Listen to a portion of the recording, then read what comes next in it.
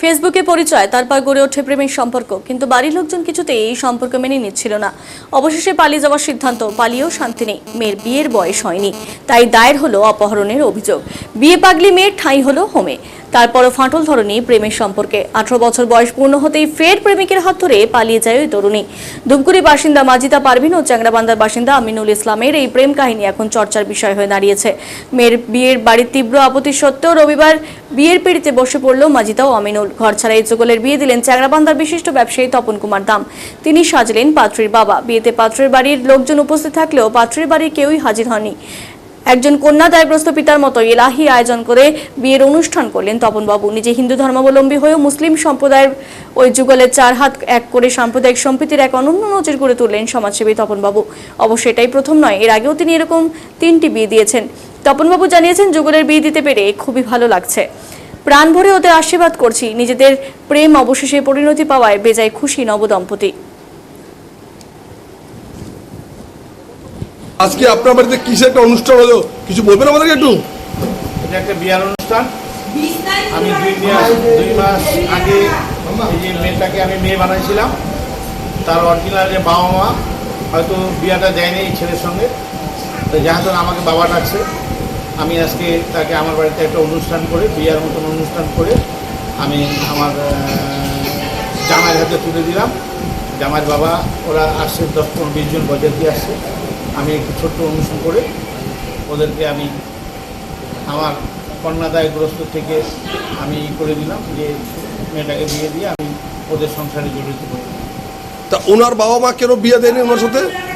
এটা আগের প্রেমের ব্যাপার ছিল, হয়তো ওরা ওইভাবে মেনে নেয়নি।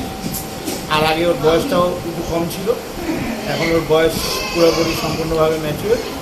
হ্যাঁ, ওই জন্য আমি এত মেয়ের বাবাই একদিন আমার হাতে তুলে দিয়ে গেছিলো। বাবা মেয়ে মানে বলছিল বাবা হিসাবে আপনি মেয়েটাকে দেখবেন, তো ওই মেয়েটাই আমার কাছে আসছে। আমি আজকে বিয়ার অনুষ্ঠান করে দিলাম। এরা কি কোন কাস্টে? ওরা মুসলিম কাস্টের আর আমি হিন্দু কাস্টের। আমি এই মেয়ের প্রথম না, আমি এর আগেও আমার একটা মুসলিম মেয়ে জামাই আছে, দেশীয়র মধ্যে একটা মেয়ে জামাই আছে, তারপরে বিশ্বাসের মধ্যেও একটা মেয়ে জামাই আছে। আমি মানে এর পর্যন্ত 4-5 জনকে বিয়ে দিলাম। আমার ইচ্ছা আছে 9টা মেয়েকে, আমি দুর্গার রূপ হিসাবে 9টা মেয়েকে বিয়ে দিব। এদের কি ভালোবাসার বিয়ে ছিল? ভালো প্রেম ছিল, আজকের থেকে সামাজিক হয়ে গেল। আজকের থেকে সামাজিকভাবে বিয়ে করে দিলাম। এদের বয়স 2জনই ম্যাচিওর। তা আপনি এদের যে বিয়েটা দিয়ে কেমন লাগছে আপনার দিয়া? আমার খুব ভালো লাগে, যেমন নিজের মেয়ের বিয়ে দিলে আনন্দ লাগে, ওই একই আনন্দ উপভোগ করছি।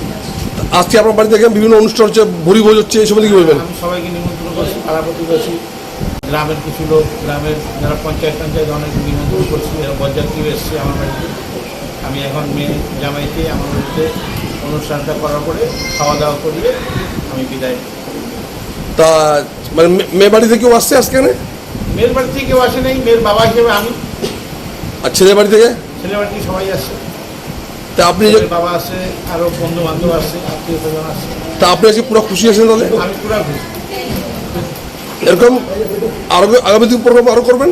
আমি যদি এরকম প্রোগ্রাম হতে থাকে আমি করতে থাকবো। কেউ যদি বলে আমাকে বিয়ে দেওয়া, গ্রামেরও কেউ যদি বলে আমার বিয়ে দেওয়া, সেই মধ্যে আপনারা দিয়ে দেন, আমি তাও দিয়ে দিব। এবং আমি এতে খুব আনন্দিত। আজকে আমি ওই জাত পাত ধর্ম না মেনে আমি সর্বধর্ম হিসাবেই আমি আজকে এই মুসলিম মেয়েটাকে বিয়ে দিলাম। আবার যদি কোনো রকম কোনো কিছু আসে,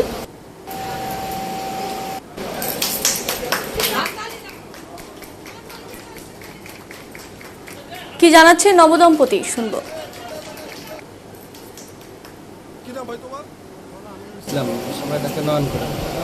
বাড়ি কোথাও তোমার? চ্যাংড়াবান্ধা। এই যে তোমার আজকে যে বিয়ে হলো এই ম্যাডামের সাথে, কীভাবে বিয়ে তোমাদের হলো? প্রেমটা আমাদের দীর্ঘদিনের রিলেশন ছিল, বাড়ি থেকে মেনে না নেওয়ায় 2 মাস আগে আমরা ঠিক করি যে পালিয়ে গিয়ে বিয়ে করব। পালিয়ে যাওয়ার পরে বাড়ি থেকে নানান ধরনের চাপ সৃষ্টি করে। তারপর তো আমার ওয়াইফকে নিয়ে যায়, কিছুদিন হোমে ছিল, তারপরে বাড়ি নিয়ে গেছিলো। বয়স ম্যাচিওর হওয়ার পরে তারপরে আমার ওয়াইফ আবার চলে আসছে। তো এখানকার জেঠু অনুষ্ঠান করে বিয়ে দিছে। এই যে আজকে তো তুমি বিয়ে করলা, এই যে তপন কুমার যে তোমাদের বিয়ে দিল, কেমন লাগছে তোমাকে? খুবই ভালো লাগতেছে, খুবই খুশি।